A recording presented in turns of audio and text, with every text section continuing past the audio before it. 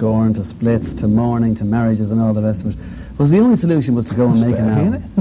But it was like there was so much happening in the papers every day. Was the only solution just go and make an album? Yeah. Well, I mean, so much had been written and said after Nebworth, and you know, a lot of it nonsense, some of it true, and a lot of silly little things had happened that we were becoming more like five Robbie Williamses as opposed to the band Oasis. So I mean, so we went and made an album. It started off quite bad. It got to January. It didn't look like we were going to finish it. Nobody was really, not that anybody was really interested in doing it. Really, we're still not getting on with each other. And then, sort of midway through January, I think something just happened, and everything's been spot on ever since. I don't know what it was. It must have been the tablets. Right, yeah, well, we'll talk about that in a second. What about Nebworth itself then? I mean, Nebworth, like when people look back on the 1990s, the big gig is definitely going to be the summer of '96 in Nebworth. When people say to you Nebworth was brilliant, do you say that because you know it was, or because you remember saying the exact same thing about Spike Island and the Stone Roses? Do you understand what they mean? I'd have to say that I'm not quite sure how brilliant it was. I would imagine seeing all them. I'd imagine seeing all them bands on the same bill was what probably made it brilliant. For me, it was just too big. I mean, you couldn't even see. Somebody worked out that from where I was stood, from the person right at the back, he was in a different county and nearly 2.25 miles away. That's how big that was. I had to get a bus to go and see him, but you couldn't even see. As far as we could see, then I was just going over the hill. There was twice as many after that, and it was just, you know, the sound was crap on stage, and it rained. And so you're saying in some ways that you're actually not sure how you're supposed to feel about Nebworth. I mean, if people say it's great, you believe it, but you just don't know what to think. It's just too big. No, we're just concentrating on, you know, on playing the right notes in the right places, really, and you know, people were going on about it being a cultural watershed, which I don't think it was. I think Spike Island was more of a cultural watershed because there were people from just one age group, really. But for Nebworth, there's people coming on with the families, with the mums and dads and the kids, going to see Oasis, which I don't know. You know, it's like punk never happened. Yeah, but that's how big Oasis are, say, compared to Stone Roses. Yeah, I know, but I don't know. I mean, I can't really remember a lot about it apart from it raining. Well, what about, say, touring the States? Can you remember that? I mean, like, for instance, if you're going around in a bus in the States, which you weren't necessarily doing in this part of the world, does that make it a little bit more difficult in some ways? It brings you back to the kind of time you don't really want to know too much about. I mean, there wasn't. In hindsight, we should have packed it in after Nebworth and gone home and started to record the album then. But somebody's bright idea, whoever it is who works in some office who sits on his fat ass somewhere, his bright idea was to take the band to America and go and spend 6 weeks all together in the back of this bus. Yeah. And it wasn't that the stories that came back was that the band was saying, or it was demeaning for the band to play only to play to 12,000 people in Cincinnati when we just played 225,000 in Nebworth, which was ridiculous. I mean, you know, some people don't even play to 12,000 people in London, you know what I mean? Let alone in some, you know, some place in the middle of nowhere in America. And so it wasn't that, it was just that we just toured too much. I mean, we wanted to go on. And then we got halfway through that and there was another 3 weeks left, and then we got 5 weeks through it and there was another week left, and something just, you know, that's it, we just had enough. So when you said, that's it, just had enough, I'm getting the Concorde out of Charlotte, I'm going home, that's the end of that. Did the band ever really break up, or is that the tabloids again? No one ever said. Well, what happened is, because we came back and didn't say anything to anybody, go walking through the airport, someone's going, as the band split up, no one said yes and no one said no. So, of course, it's not very exciting to pick up the front of the Sun and read Oasis might have split up. And it's not very exciting to read, you know, Oasis haven't split up, but it's very exciting to read Oasis split, isn't it? Yeah. It sells papers. Yeah. I understand why they write things like that. I mean, but I'm surprised at the lengths that they go to spread lies. But no one ever said we were going to get back together, because no one ever said that we'd split up in the first place. And did Marcus, your manager, have to sort of level things out, or were the promoters of the next gigs that have been called off cool, those in America and those in Australia? No, because we've got to go and fulfil them obligations when we go back this time in a few weeks. So it's cool.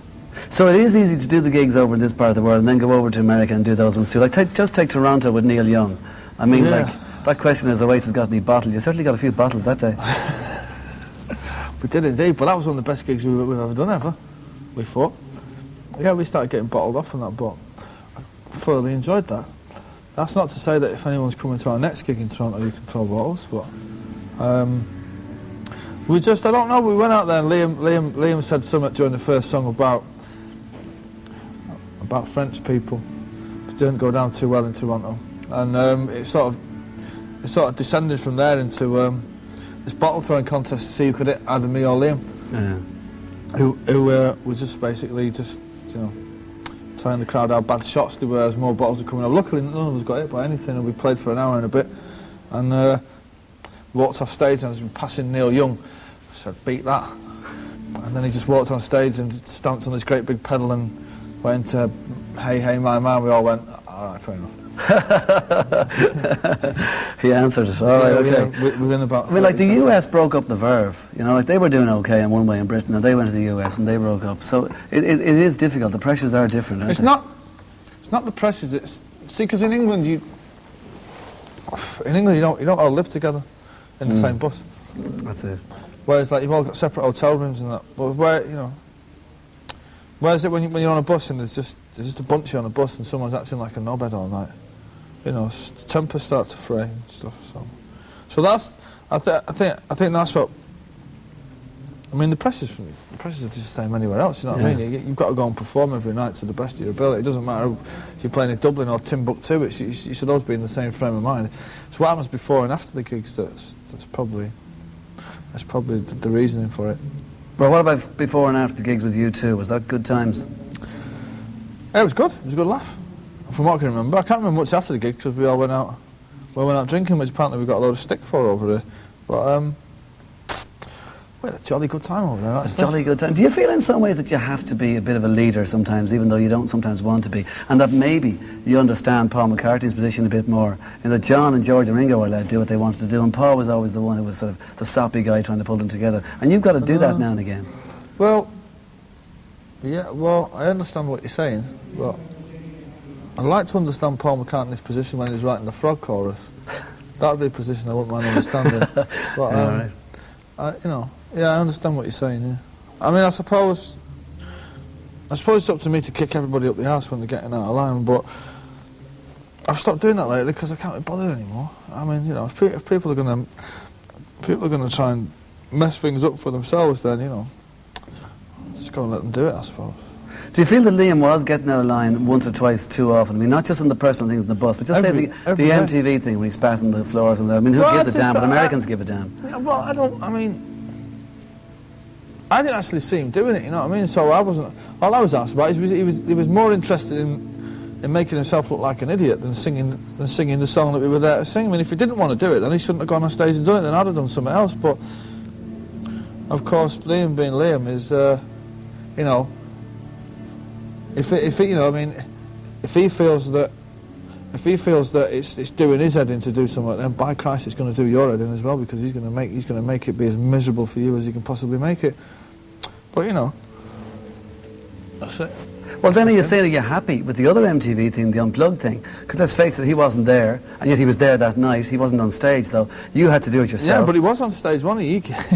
He was walking across the back of the stage. Yeah, but I mean, he wasn't playing. So the point about it is maybe it's good. He decided beforehand, look, I can't do this, so I'm not going to do it. I'm not going to mess Noel up. Now, I'm sure that wasn't his reason. No, he wasn't that. Well, at the MTV America thing, it wasn't that.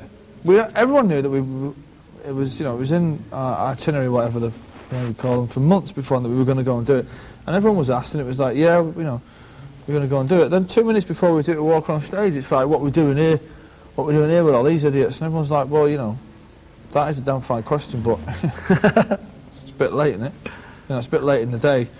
And he goes on there and starts effing and blinding and all that, and it's like, well, you should have brought this up 6 weeks ago, you know what I mean? Yeah. Were you surprised when he rang you and said, hey, Noel, I'm married? No, I was surprised that he rang me at 9 o'clock in the morning and told me he was married. Surprised he was out of bed at 9 o'clock in the morning. And he got married at 7. That's what I was surprised about. What about you? You get married. You got married like Las Vegas. Is it true that your mother, just with one more car, she would have won a white Mercedes? A white stretch limo, yeah, white stretch Mercedes too, right, yeah. I know, well, the thing is, after we got married, we went back to Caesar's Palace, and so I got a load of chips for everyone. Yeah. And so we're with my mum, and she's like, oh, I've never done this before. And I'm like, well, neither have I, it doesn't matter, it's only a laugh. So me and mate, everyone sort of splits up in this casino. Come back about an hour later, my mum's got this stack of chips like this big, and we've got an out left.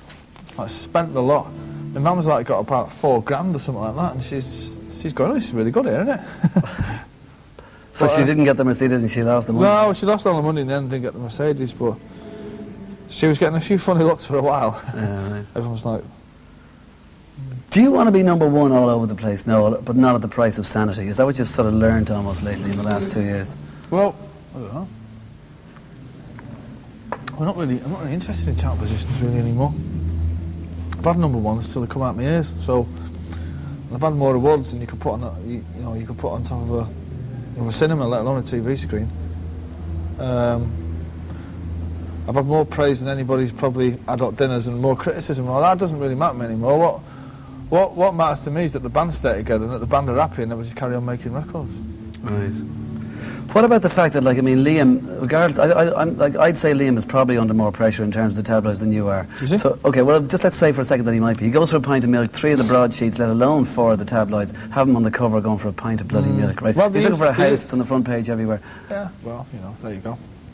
Can you go for a pint? I'm not talking about milk here. No, I don't know. I get people to do that for me, Dave. Really? I don't do that at all. I don't do my own shopping anymore. My Christ, who do you think I am? Damon? Okay, well, okay, at that point, let's play this. Step off the train on alone at dawn, back into the home where I was born. Sun in the sky never raised an eye to me. They put on the tracks and they must be mine. Fuel on the hill and I feel fine. Don't look back 'cause you know what you might see.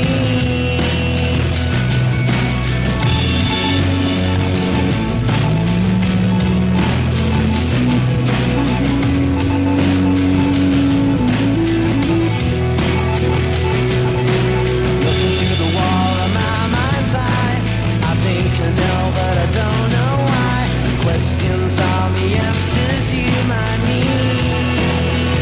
Coming in a mess, going out in style. I ain't good looking, but someone's child.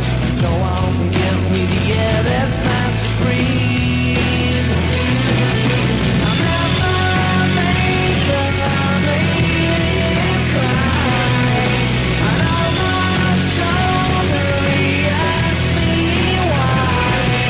'Cause people won't fly through the storm. I said, hey, listen up now, we don't even know you're born. All my people right here, right now, you know what I mean? Yeah, yeah. All my people right here, right now, you know what I mean? Yeah, yeah. All my people right here, right now, you know what I mean? Yeah, yeah. Yeah, yeah. The Nebworth thing, just to get back to that again, because it is so big. When you were picking for Nebworth, you were looking for 5 or 6 or 7 places maybe you didn't know. Were you driving to Cardiff and you went to have a look at Yeah. it? Did you see that this could be pretty good? Yeah. Well, someone had told me that the Led Zeppelin had played down the Stones. So we went past and got out of the car, just stood around and had a look, and I said, well, do you think we can... I said to my manager, do you think it's worth doing? And he said, I think we can do 2 nights. I nearly choked on the cigarette that I was smoking, which is not an endorsement of smoking, kids. I said, what, 250,000, are you sure? So he said, yeah. So I said, right, well, you're the manager, well, I suppose you'd know. And then gave a go-ahead, and that was it. Yeah. It's just looked like a nice place. Speaking Then again, it was in the middle of the summer when we went. I mean, it was like really sunny, and then when you get there, and it's like you're up to your knees in shit, and it's just full of smelly people walking around with dogs on strings, and that's horrible. Well, you just mentioned Led Zeppelin and Rolling Stones there. If I went sort of Led Zeppelin 3 and Sticky Fingers-ish for Fade In Out, that track with Johnny Depp on it, would I say that, is that a fair enough description? Therefore, can I say, are you a fan of Led Zeppelin and the Stones? Oh yeah, yeah. I'm a fan. Have you heard that new Led Zeppelin BBC session? Yeah, the BBC sessions, yeah. That's brilliant. The Stones, yeah, the Stones are, well, I mean, obviously they're crap now, right? But, I mean, they're all right up until whatever the last good album was, somewhere in 78 or something, I don't know. Sticky Fingers probably the last one, was it? I'm not sure. Good few after that. Exile on Main Street even was after that. Yeah, but I mean, they've had so many albums, innit? It's like, you don't even know how many they've had. About 37,000 albums. Yeah. When you get the songs together for the album, you brought them to the band. Were you surprised at the input the band gave to the songs for this album, even more so than 1 and 2? In that, like, you had demo tapes and they did a lot to them, or did they? Are they all yours now? I can't remember now, Dave. What happened? I remember giving him the tape. I know, I'll tell you what happened. I remember giving him the tapes. Not this May, the May gone, last May 1996. Yeah. And they had the tapes for months and months and months, and then going into the studio and setting all the gear up and I said, right, and we started to play one song, and everyone just stood there and looked at me like that and went, oh, what's the chords then? And I'm like, well, you've had the tape for like a year or something, you know, isn't it about time you've not wrote them down or anything? Well, no. Well, what have you been doing in your house, you know what I mean? What have you been doing? It's like, well, they just get a bit lazy sometimes, them boys. Do you think if we look at, like, I mean, most of the focus of attention obviously is on you two guys, but just take Giggsy for the album itself. Do you think somebody like Giggsy, Bonehead or Alan, but in particular Giggsy, maybe hasn't got enough praise for some of the things he did in terms of the album? No, he's got too much. He didn't do anything. No, I'm joking, good. No, probably has, but I mean, you know. I mean, what can you say apart from say he's a great bass player and he plays on your songs? I mean, you know. Right. Well, you know, put him in the Bass Players Hall of Fame alongside Bill Wyman or something like that. What about the recording? Like you went to Abbey Road. I mean, is there a statement there or anything? Any Beatlesy kind of statement, Tom? Well, yeah, well, obviously there is, because the Beatles recorded a couple of tunes there, didn't they? They did indeed, yeah. But I said, well, at the time, that was like November. We was, I think the way the mental state was that everyone thought that it was going to be the last record we'd ever do, so we might as well get recording in a couple of tunes at Abbey Road before we ended up calling it a day. But it was horrible there. It was, it was horrible working there. That was the worst part of doing the album. But we got a few good tunes out of it. I think we got Stand By Me and It's Getting Better Man, and Magic Pipe was done there. But the atmosphere was horrible, and the people who work it are horrible, and all the press was knocking about, and it's pretty shit, really. You did Magic Pie. I mean, this is the one with you on vocals, the only one with you on lead vocals. Is that a little statement from Noel to say, hey, listen, just in case you just think these might be Liam's songs, they're mine? Well, I don't know. I mean, I was... The reason why... Well, I mean, I've always sang one on every... or at least one on every record or CD that we've ever put out, and that goes with singles as well, so it's nothing new for me to sing a song, but the reason I picked that song was because I wrote that song really, really quickly. When somebody said we need a couple of B-sides for the singles that are coming up or something, so I went and wrote a song really quickly. I really liked the lyrics, so I thought, right, well, I was looking for a song to pick for the album, so I thought to myself, right, well, that's the one then. I mean, it's not. It's kind of a psychedelic-y thing. Was that the one you thought was kind of personal for you? I mean, there's an awful lot of lavish orchestrations on this album. What do you do? You demo something, you bring it to the band, then you say, right, now we're going to do it. Well, I've got this this fella that I use in London. His name's on the back of the records, Nick. And what I do is we've done the demos. We brought them to Nick, and then we'd sit round. Nick's got a studio, and he'd play the strings on a keyboard to us. What he thought would be, what would be good for the song, and then me and him would work them out between us. I'd say, well, I don't like that bit, and can you, double that bit up and that. So it's generally between me and Nick, really. Or sometimes I'd have all the string parts written in my head, and I'd play them to him, and he'd just write them down, so we do it between us. Well then, with one song, like, I mean, is it astute, or is it arrogance, or is it just good luck, or whatever, that, like, you had a song like All Around the World 4 or 5 years ago. You could have put that maybe even on the first album. Certainly you could have put it on Definitely Maybe. Yeah. But you waited until you had the big budget money know. to give it the big whack on this current album. I know. You actually did wait for that reason, did you? Yeah. So was this kind of a Hey Jude Oasis vibe then? Yep. Oh, yeah, you know, 'cause it's, yeah. I mean, I personally don't think we'd have got away with it on the first album. The first album was basically a rock and roll record. The second album is sort of like I don't know what it's like. But yeah, we thought it'd fit the third album better, which is why we kept it back. If we didn't think it'd have fitted this album, I'd have still kept it back, really. Yeah, right. It's not even one of my favourite songs, to be honest with you. Okay, well then what does that mean for this? I mean, like, if the first 3 albums they're Oasis, we know it's Oasis and that. Is there going to be some sort of a, like, for instance, like the Clash would have done reggae songs in their albums and everything else. You've got a sound that's very Oasis, like very well written tunes that happen to be whatever, they happen to be nice tunes or spiritual here or rocky there or whatever, and like Liam can rise or fall to whatever occasion in terms of the vocals. Is there going to be a, you know, a change or anything like that? Or? Well, I'm not sure because I've not really written anything for a while yet. So until I start writing, I don't know how the next album's going to sound, or you know, or what it's going to be like. So I wouldn't like to say, but I definitely wouldn't want to record anything that sounds like the 3 albums I've already done. Right. Because that'd be just doing it for the money, really.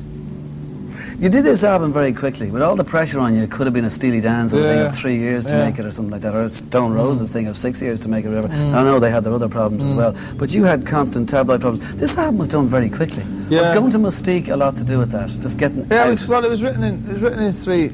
I wrote it in 3 weeks and recorded it in 3 months. So, and it was a month mixing, and so.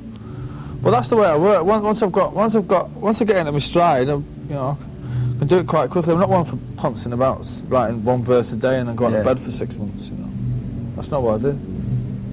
But who's to say? I mean, you know, we weren't given any time by the record company, which is another good thing about the album. Is the record company never said to us, you know, this must be finished by, and gave us a certain date. They just said, you know, basically go and do whatever you want. A lot of bands in that position would have gone and hired a recording studio in Barbados, and that'd be the last you've ever seen of them. But we were quite driven that we wanted to get another album done and get it out as quickly as possible. Right, yeah. Which, you know, in hindsight, was probably a bit too quick, actually. But Do you think so? yeah, I was. Yeah.